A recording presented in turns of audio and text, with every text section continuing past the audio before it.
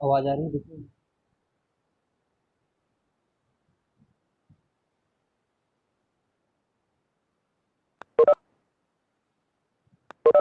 चलो फिर।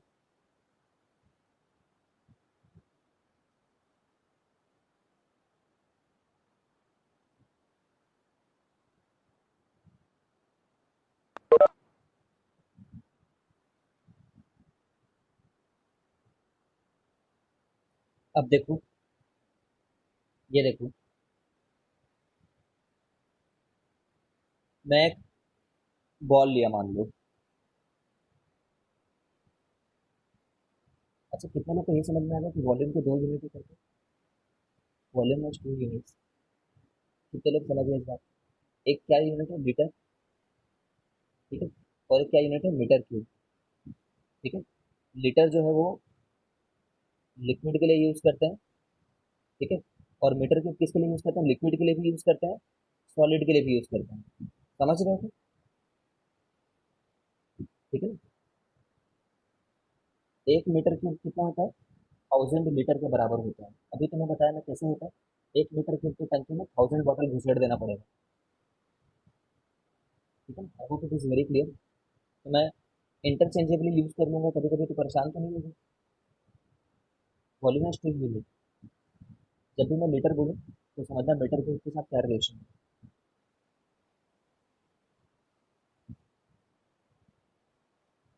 ठीक है। सॉलिड के लिए भी लीटर यूज कर सकते हो, कोई दिक्कत नहीं है।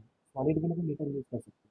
ठीक है। बट सॉलिड के लिए मीटर का ये मतलब होगा, इसमें बोलो कि 1 लीटर का बॉटल है, इसका मतलब ये है कि उसमें 1 लीटर पानी आएगा। ठीक है। बॉटल 1 लीटर नहीं, बॉटल थोड़ी बेहतर है। पानी बेहतर है, पानी 1 litre. Is it making sense what I am saying? बहुत लोग तो यही बात में कंफ्यूज रहते हैं कि यार, लीटर यूनिट है कि मीटर क्यूब यूनिट है? वही दोनों यूनिट है। ठीक है आशु।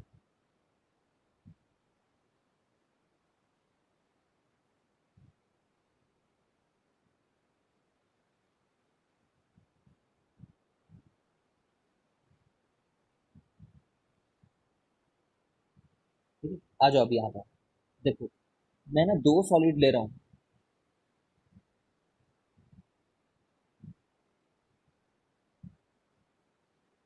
एक एक जो है ना, ये हॉलो है। हॉलो। हॉलो मतलब समझते हो? लोहे का है, आयरन के बॉल है, लेकिन एक अंदर से हॉलो है और एक अंदर से कंप्लीटली भरा हुआ है, फील्ड। और दोनों ही ना एक एक मीटर क्यूब के हैं, मान लो। एक एक मीटर क्यूब के बाहर से। ठीक है।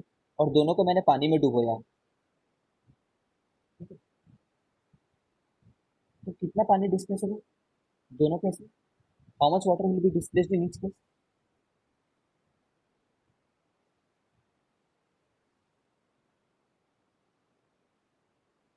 Water displaced in each case will B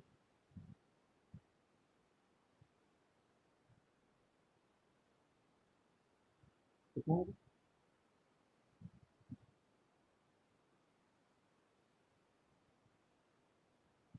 exactly 1 metre cube. ठीक है। अगर ये पानी में कंप्लीटली अंदर, पानी के अंदर डुबा दे रहे हो उसको, ठीक है, तो 1 मीटर क्यूब दोनों कैसे होगा? ठीक है। अच्छा, अब सोचो कि इसका वजन जो है ना, इसका वजन जो है वो लेट से 10 किलो है, मान लो। तो इसका वजन तो 10 किलो होगा ही नहीं ना, ये तो फॉलो है, तो हो सकता है इसका वजन 1 केजी है। समझ रहे हो ना? इसका वजन 10 केजी, इसका वजन 1 केजी है। ठीक है। तो इसके फ्लोट होने के चांस ज्यादा रहेंगे। अब थ्रस्ट तो दोनों पे सेम लगेगा, because same water is displaced. ठीक है। वाटर डिस्प्लेस इसको 1 मीटर क्यूब, 1 मीटर क्यूब मतलब 1000 केजी। समझ गए? 1 metre cube equal to 1000 KG इसका। ठीक है। मतलब 10,000 न्यूटन। समझ रहे हो? ठीक है। तो दोनों के ऊपर अपथ्रस्ट तो इतना ही लगेगा, बट इसके फ्लोट होने के चांसेस ज्यादा रहेंगे। अब तुम समझ रहे हो क्या क्यों शिप को नीचे से हॉलो बनाते हैं? शिप को नीचे से हॉलो इसलिए बनाते हैं, so that it displaces large amount of water. ठीक है। हॉलो रहेगा तो देखो, तुम खुद सोचो ना, एक शीप है, अगर ये कम्प्लीटली फील्ड है, ठीक है, तो जितना पानी डिस्प्लेस करेगा उतना सॉलिड भी रखा हुआ है ना, तो उसका वजन भी बढ़ गया होगा, ठीक है। तो बेटर हम थोड़ा और बड़ा शिप बनाएं। सामान तो इतना ही लेकर के जाना है हम लोग को। जैसे मान लो 100 केजी सामान लेकर के जाना था, अभी भी 100 केजी सामान लेकर के जा रहे हैं, देखो ना, यहाँ पे रख दिया सब सामान को 100 केजी, ठीक है। लेकिन इस पार्ट को क्यों बनाया हमने हॉलो? ये पार्ट को ऐसा क्यों बनाया होगा? ये एक बेटर शिप होगा, ये एक्चुअली चलेगा, है ना, हो सकता है डूब जाए,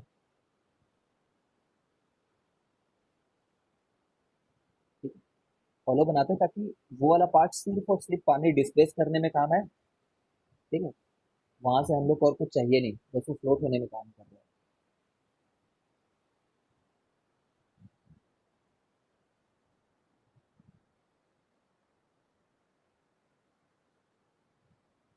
चलो, वो आर्किमिडीज प्रिंसिपल या फिर डिराइव आर्किमिडीज प्रिंसिपल, जो भी बोल दो।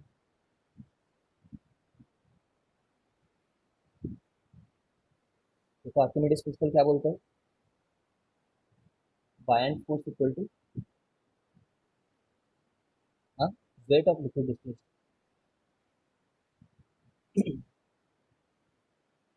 है ना, ये बोलता है बायएंड फोर्स कितना लगेगा किसी ऑब्जेक्ट में जितना उसने पानी में लिक्विड को डिस्प्लेस कर दिया होगा, ठीक है। ये डेरिवेशन में नॉट भी ना, derivation is not in syllabus I guess, check करना एक बार स्कूल में, लेकिन हमको ताकि फील आए एक बार हम लोग देख रहे हैं, ठीक है, फील आते हैं।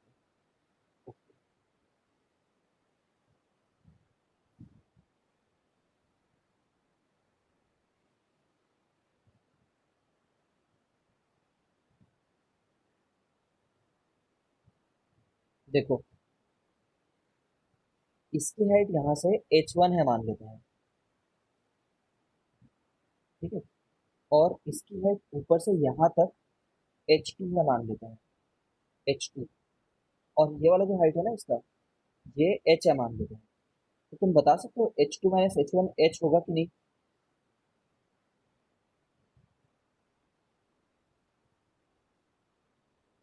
ठीक है, सब लोग समझ गए होंगे h2 माइनस h1 h होगा करके, ये बात को याद रखना।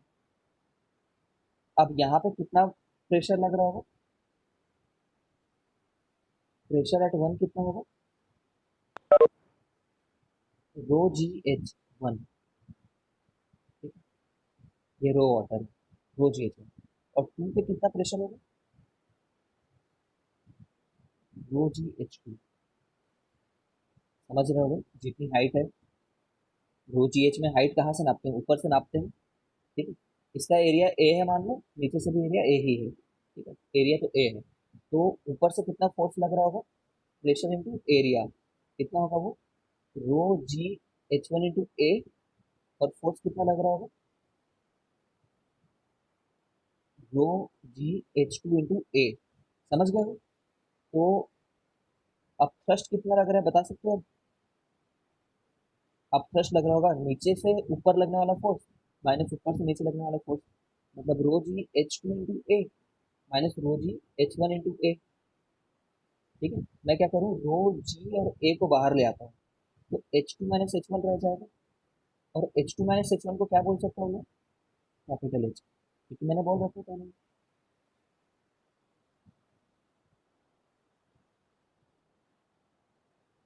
ठीक है। अब तुम ये बताओ,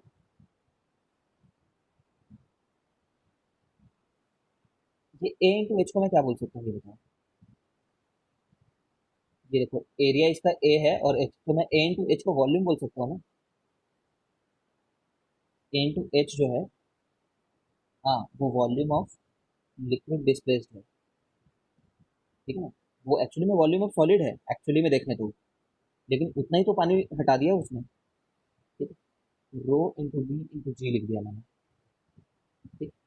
अब ये क्या चीज़ है? रो क्या है? पानी का डेंसिटी, देखो पानी मास बाई वॉल्यूम जो होता था वो ये हुआ करता था, तो मास इंटू वॉल्यूम, ठीक है। तो रो इंटू वॉल्यूम क्या है? मास ऑफ वाटर है ना, ठीक है।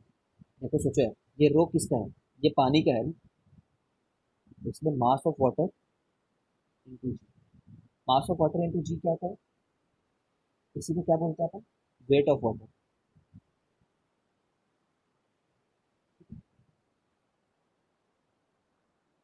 सोचो, ए एच क्या था, volume of water displace, rho into volume क्या है, मास ऑफ वाटर डिस्प्लेस है ना, displace, weight of water displace. कितने लोग समझ गए, यहाँ से आता है वो बात। लेकिन हम लोग को जानने की उतनी जरूरत नहीं है। क्या हुआ last year DAV public school में एक इसके ऊपर में क्वेश्चन पूछा हुआ था, ठीक है। तो मतलब अब वो लोग ये भी इस तरीके के क्वेश्चन पूछने लगे, ठीक है, इसलिए आई डी।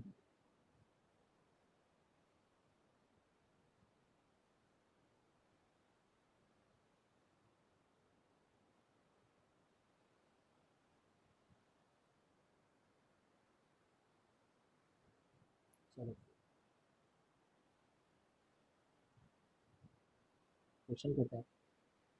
ये जानते हो क्या, लॉ ऑफ रोटेशन का हमने एक बार देखा था।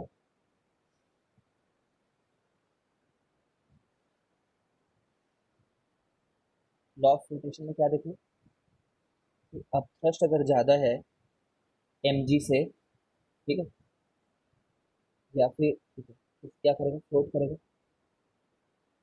अगर अब थ्रस्ट कम है एम जी से, तो क्या करेगा, सिंक करेगा, ठीक है। तो अब थ्रस्ट अगर एम जी के बराबर है, ये वाला एम जी किसका है, समझ रहे हो क्या, ये एम जी, ये एम जी में मास ऑफ सॉलिड है ना ये। I think you are able to understand. अब थ्रस्ट तो इक्विलिब्रियम में रहता है, वहीं पे रह जाता है, ठीक है।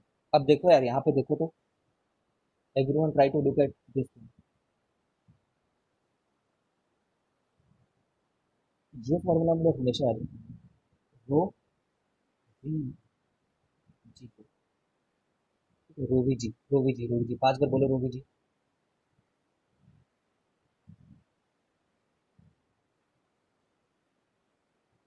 रो ऑफ वाटर डिस्प्लेस्ड, ठीक है। याद हो गया तुम लोग को, सब लोग को याद हो गया रो वी जी अब फर्स्ट होगा करके। रो किसका होना चाहिए, पानी का होना चाहिए, डिस्प्लेस्ड, वाटर डिस्प्लेस होना चाहिए, ठीक है। सबको याद हो गया क्या?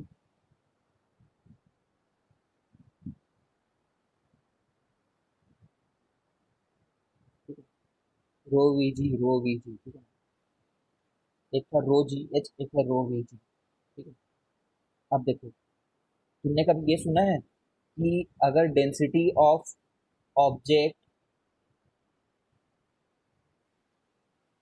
ज्यादा है डेंसिटी ऑफ वाटर से, ठीक है, मतलब ऑब्जेक्ट बहुत डेंसिटी वाला है, ठीक है ना, क्या होता है ऐसा केस में, सिंक होता है। सुना है क्या ये वाली बात जो मैं यहाँ पे लिख रहा हूँ, अगर ऑब्जेक्ट कम है पानी से, रटना नहीं है, सोचो उसको, डेंसिटी बहुत भारी महसूस करो, पानी बहुत भारी है, ऑब्जेक्ट उतना भारी नहीं है, मतलब ऑब्जेक्ट घुस नहीं पा रहा है, ठीक है।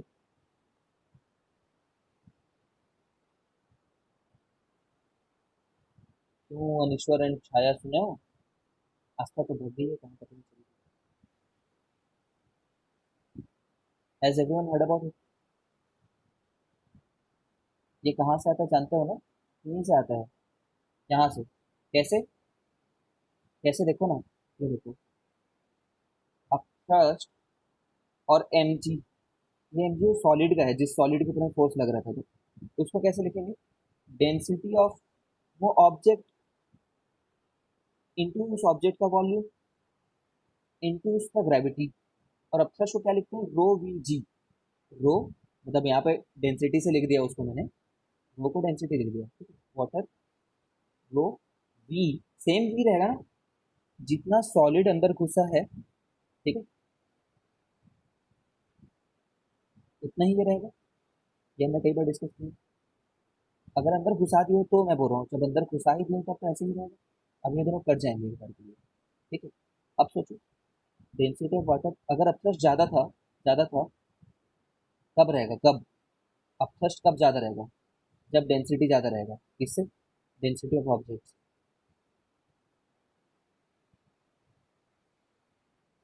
ठीक है, I hope you are getting.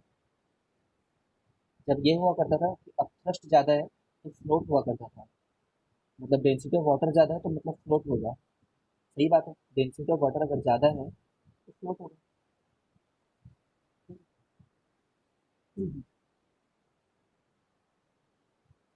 Relative density किसको बोलते हैं?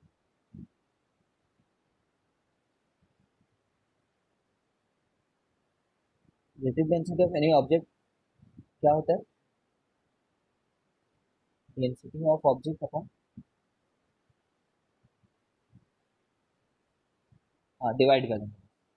ये बड़ी बात नहीं है।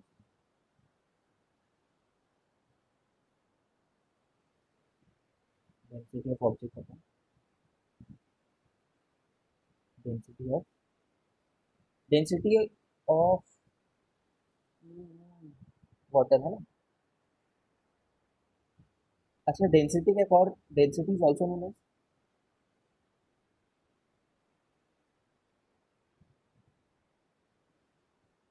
क्या नाम होता है इसके, एक और बताओ, क्या टर्म और इस्तेमाल करते हैं इसके लिए?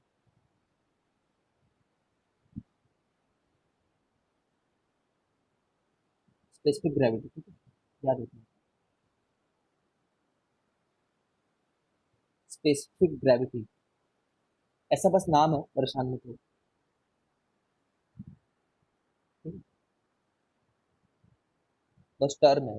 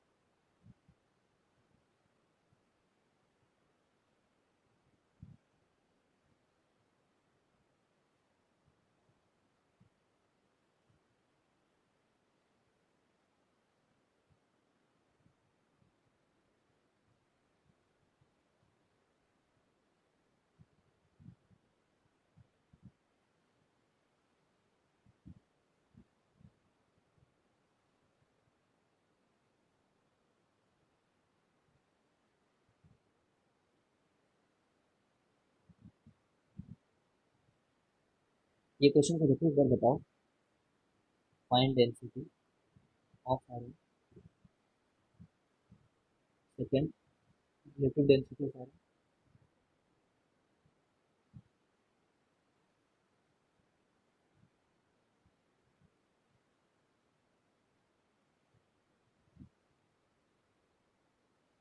विल इट फ्लोट और सिंक? ये तीनों क्वेश्चन का आंसर बताओ।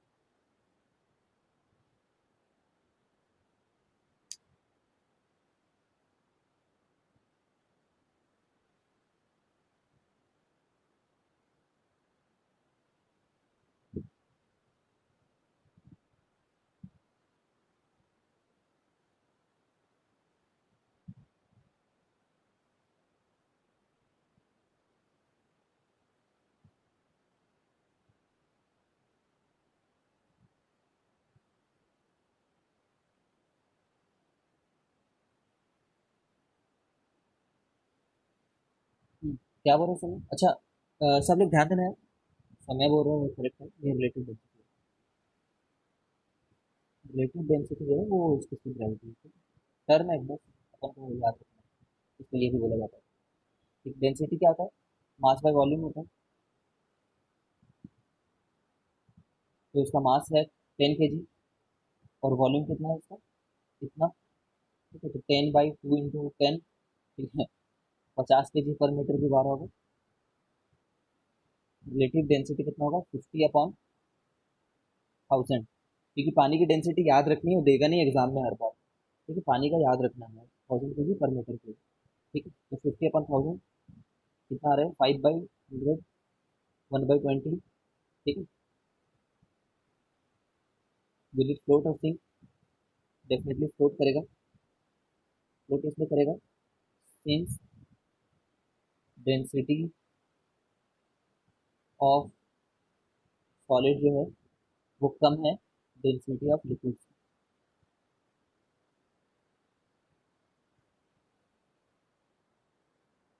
ठीक है, कितने लोग इतनी बात को समझ गए हो? Relative, in terms of relative density, in terms of relative density अगर मैं कुछ बात करना चाहूँ तो ऐसे बात कर सकता हूँ मैं, रिलेटिव डेंसिटी अगर ज़्यादा है 1 से, ठीक है, तो फ्लोट होगा कि सिंक होगा? तुम बताओ चलो। रिलेटिव डेंसिटी मतलब कितना ज़्यादा डेंसर है पानी के कंपैरिजन में। तुम बताओ यहाँ पे क्या लिखूंगा?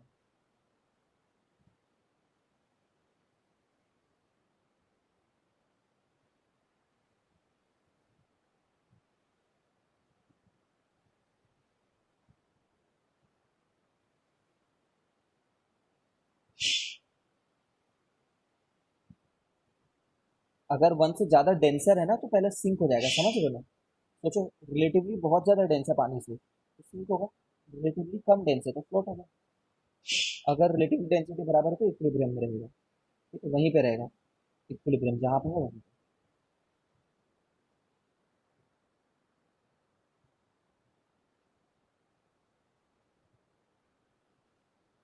एनसीईआरटी में सारे क्वेश्चन और उसके सोल्यूशन देख करके आओ।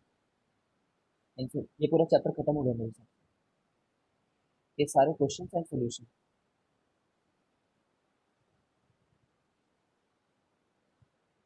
ठीक है, नेक्स्ट क्लास में डिस्कस करेंगे भी अपन।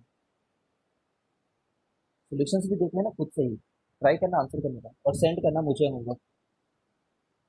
Send me. ठीक है, 10 question plus 10 question plus 10 question, ऐसे हर दिन करते करते मैं तुम्हें 4 दिन का समय दे रहा हूँ।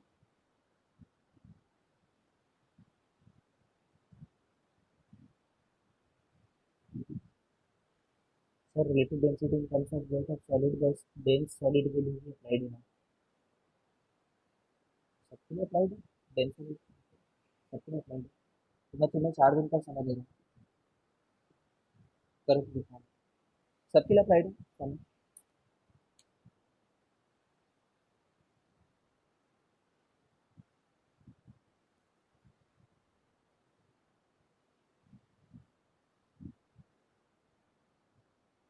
तुम लोग को ना एक बात बताता हूँ मैं, सुनो।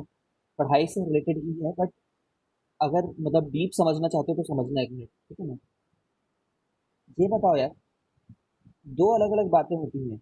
डेंसिटी ऑफ ऑब्जेक्ट एक बात होती है, डेंसिटी ऑफ ऑब्जेक्ट, ठीक है, और एक चीज होती है डेंसिटी ऑफ मटेरियल।